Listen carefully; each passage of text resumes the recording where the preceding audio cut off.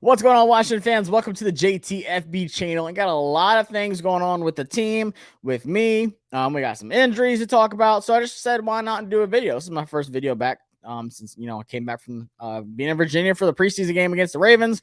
Ton of fun, but I'm back in Texas. And of course, I'll be at the week 1 game, so you don't have to wonder about that. I'm planning a lot of trips actually this season. It's going to be a lot of fun.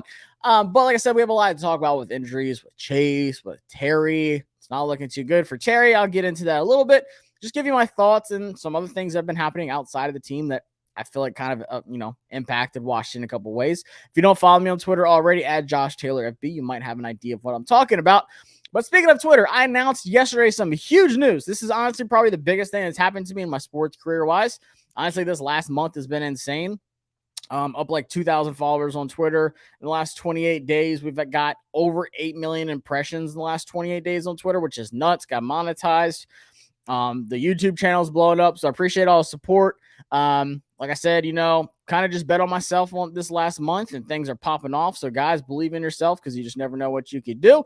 But anyways, the Underdog Fantasy partnership is huge for me. I mean, I see guys, former athletes, big media members I'm seeing getting, picked up for sponsors for them. I'm like, holy smokes, like absolutely, I will take it. So just a huge thank you to everyone, whether you're on Twitter, YouTube, whatever. I appreciate you guys. Hit that subscribe button if you haven't already. Hit the like button and drop your comments as always. I love hearing from y'all. I love seeing all the fans at the Ravens game. It was packed, straight up packed. But anyways, guys, let me just tell you a little bit about Underdog. I got a little 30-second video for you just kind of explaining what Underdog is. Underdog Fantasy is the best place to participate in all of your fantasy contests, whether it's the NFL, MLB, PGA Golf, NBA, even college football.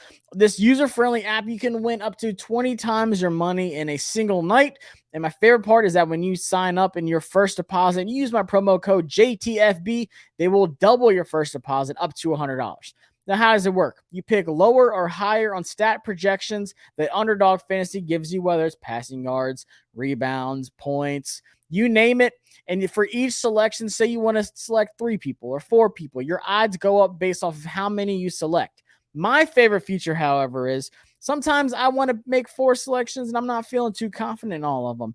I love taking advantage of the pick'em insurance to where if I miss 1 pick in my contest, I still get paid out on lower odds. So sign up today, download the app, and use my promo code JTFB to get up to $100 in your first deposit. So just go download the app on, the Apple Store or Android Store, whatever y'all use over there. I'm an Apple guy. And then just use my promo code JTFB, and they will match your first deposit up to $100. So say you deposit $10, they will match it and put an extra $10 in your account. I think that's awesome, especially with football season starting up. People are excited to play this contest and win some money. If you put $100 in there, they're going to put $100 in that first deposit match. So take advantage of that. If it's free, it's for me. That's what I say. I want free money. But nonetheless, just grateful for Underdog Fantasy. It's so much fun. I love their contest. It gives me a reason to watch a lot of these preseason games. Doing this contest and picking the over-under on yards, touchdowns, interceptions, whatever. Ton of fun. I share out my picks on Twitter as well. So if you want to kind of get some insight on where I'm going and, maybe use some of my picks and win you some money too, we can do that. So yeah, download the app, use my promo code. Things are popping off right now. I'm super grateful for all of y'all. Let's talk about this team. Like I said, the Ravens game was fun. Breaking the streak was fun. I know it's preseason. I don't care. That place was rocking. But obviously there's some things, happen in the game. And we have one more preseason game against the Bengals. It's coming Saturday. It's at home. And it sounds like from practice the last 2 days, it's been mostly Jacoby Brissett and the backups. And that's what Ron said. It seems like we're going to see almost all of our starters not play. It's kind of like how we did last year. I think it was against the Ravens, same house started. And it was like all of our backups playing that game. But it's from what it sounds like, we're not going to see many starters. And that's fine with me. I saw what I needed to see the first 2 games. Yeah, I still have some question marks, offensive line and such. But we've got some injuries to talk about. And there's some obvious ones. There's some big ones. But I'll start with this. Ron Rivera said Dax Milne suffered a groin injury. It's a little bit of a setback, which they're going to monitor him, they said, which gives Casimir Allen a big opportunity on Saturday. I think he's really taken over that spot as that maybe last 6 wide receiver that Washington's going to run with, having all these special teams reps, the punt returns, the kick returns. He's looked good too. So this might give him an opportunity to leapfrog Dax Milne for that last spot. Logan Thomas with his calf will be back out for individuals. He looked pretty good at practice. That's been something I've been kind of worried about. We haven't heard about Logan Thomas in a while since this little calf injury.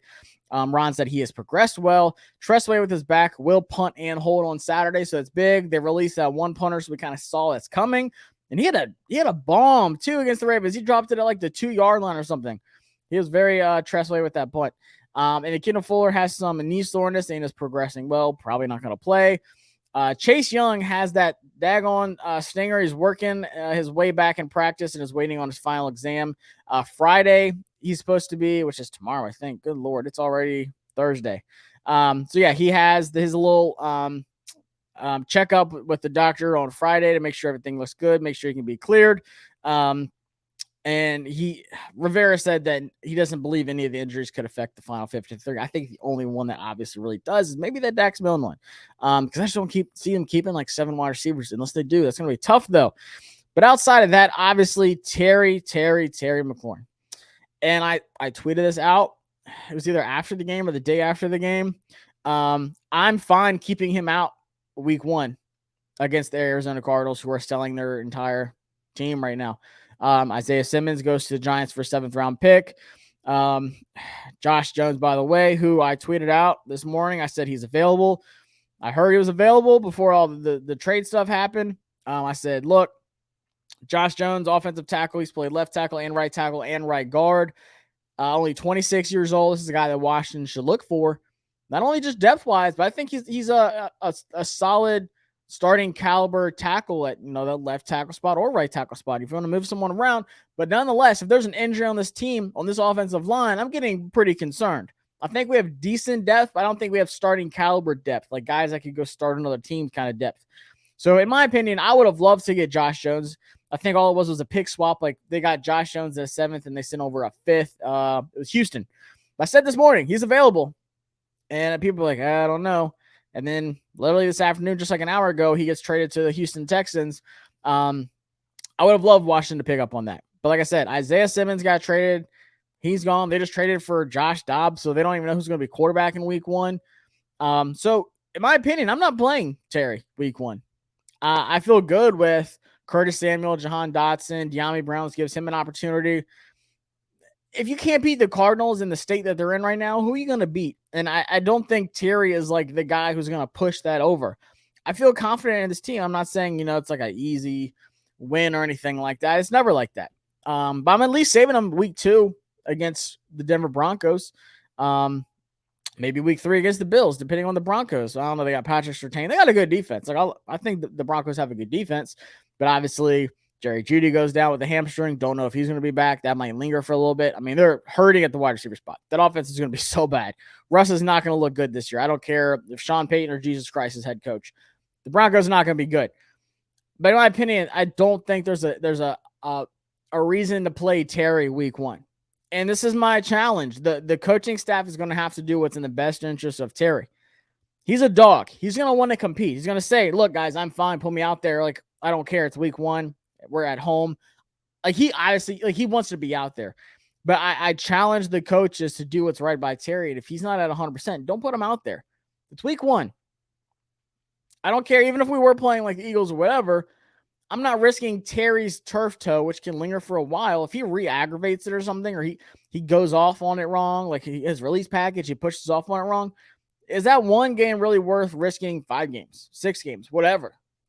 It's not. It's not at all. And I'm not even just saying it because it's the Cardinals. Like I said, it could be the Eagles. It could be the Cowboys for all I care. I'm not willing to risk it if he's not at 100%. If he's at like 80% or 75% or something, don't put him out there. Do not put him in a position where it can get worse. And instead of affecting just one game, it's affecting 5, 6, multiple games. You have the talent around. Jahan Dotson is a wide receiver 1 caliber wide receiver. And Curtis Samuel is a wide receiver 2 caliber receiver. And like I said, you're going to use Antonio Gibson in the receiving game as well. De'Ami Brown, you have depth at the position. I'm not worried about that. It's not like the years past where it was like just Terry and good luck on everybody else. So I'm not rushing him out there. Chase Young, that's someone I've been asked about a lot. Shout out to Adam Epstein. I was on his radio show this morning, 910 The Fan over in Richmond, Virginia. And he asked me, what do you think about Chase? Do you think it's, safe to label him as, injury prone? And I'm not saying he is. But that injury he had was pretty daggone severe. But what I've seen in camp, and I was at training camp for like 2 weeks, y'all know this, he's looked better. I think he's looked much better. I think he's looked fresh. He's looked rejuvenated. He hasn't had that big brace on his knee that he carried around for so long. So I have, some pretty high expectations for Chase Young this season, just like the whole defensive line. And I don't think he's injury prone, but I think this is a season where Chase just really says, look, I'm going to show everyone, there's a lot of people doubt me right now. This is a great opportunity. We didn't pick up his 5th-year option. This is it. Like, this is his last chance, possibly his last year in Washington, which is crazy to think about. As high as a draft pick as he was, this was the face of the franchise on defense. Like, when we got him, the local guy, the generational talent in Chase Young. And I think he's going to take that personally and really have a great season this year. But outside of that, we got a couple injuries that obviously we're watching. But this last game, it's going to be a lot of backups. There's going to be guys competing for that 53 spot. And I can't wait to watch it. I'm going to do a live reaction show on Bleacher Report after the game, mostly just talking about depth guys. Guys like Mitchell Tinsley, who's competing for that last spot. Guys like Kazmir Allen, some of these depth guys. Quan Martin's probably going to start. That's a guy that a lot of people have written off already. He had that huge interception against the Ravens. It's a guy I'm high on. I really loved him at Illinois. I've been talking him up all offseason. So that's what I'm looking forward to in that Bengals game, is seeing these depth guys who are going to have, maybe their number is going to be called at some point this season, whether it's because of injury or something else. These are guys that are going to have to step up along the way or have somewhat of a role. I think Quan Martin's a guy that can rotate in.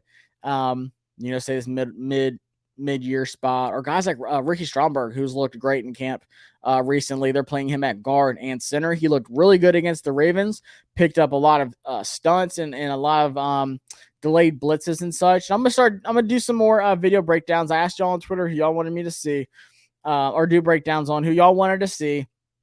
I'm going to work on doing one for Jahan Dotson versus the Ravens probably tomorrow. Sam Howell. And then I'm going to look at Andre Jones. I'm telling y'all, Andre Jones is a beast. Washington is, some reason, really good at finding these 7th-round gems. And I know it's super early. I'm not saying he's going to have the impact of like Cam Curl and such. But I'm just saying, I think Washington has something in Andre Jones. I'm a big fan of his game. Every time I see him, he's winning reps. He had a lot of big plays in that 4th quarter of that game. It's just like whenever he's given an opportunity, he makes the most of it. I'm a big fan of Andre Jones, man. I'm telling y'all, the tape is good. I went back and watched it. I always rewatch the game, especially when I'm at the game. I'm talking to people. I'm going to get stuff. I'm tweeting about it or posting, whatever the hell you want to call it. I'm like not 100%, film watching. I always rewatch the game from the all 22 standpoint, and I got a much better all 22 film plug finally. So it'll be much better than the NFL Plus hunk of junk that I used for the Sam Cosmi video. But I'm loving what I see out of guys like Ricky Stromberg and Andre Jones, who's getting these late round reps. And like I said, Kazmir Allen making some big opportunities that he had at the end of the Ravens game, moving the chains, 3rd downs, these yak abilities. What are you going to pick up after the catch for me on offense? Are you just limited to special teams, or do you have some kind of role in the offense? And that's something that's going to get that last spot, whether it is a guy like Mitch Tinsley or Dax Milne or Kazmir Allen.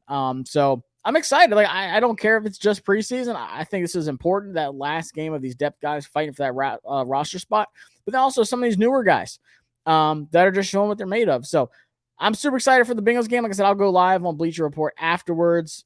Take y'all's chats, questions, whatever. We'll be watching the game together, I'm sure. But yeah, I mean, that's pretty much it. The injuries are kind of concerning for Terry especially. But outside of that, I want to see what Logan Thomas looks like week 1. Finally getting back out there, and then Chase Young. All eyes are going to be on Chase, seeing what he does in a real game. So appreciate y'all. Like I said, go over to Underdog Fantasy, download the app, where you can go on the website. Their app is super easy to use. I love it. Right now, I'm looking at season projection totals. You can get Jahan Dotson 750.5 yards for the season, receiving yards, or 4.5 receiving touchdowns. I'm going higher than that. Justin Jefferson, 8.5 receiving touchdowns. I'm going higher on that. So I'm going to be building some contests as soon as I get off here. Like I said, I'll be doing some preseason games as well. And you can follow me on Twitter. I'll be dropping my picks for the contest. So use my promo code JTFB, because if you do that, you get your money matched. You might as well get some free money.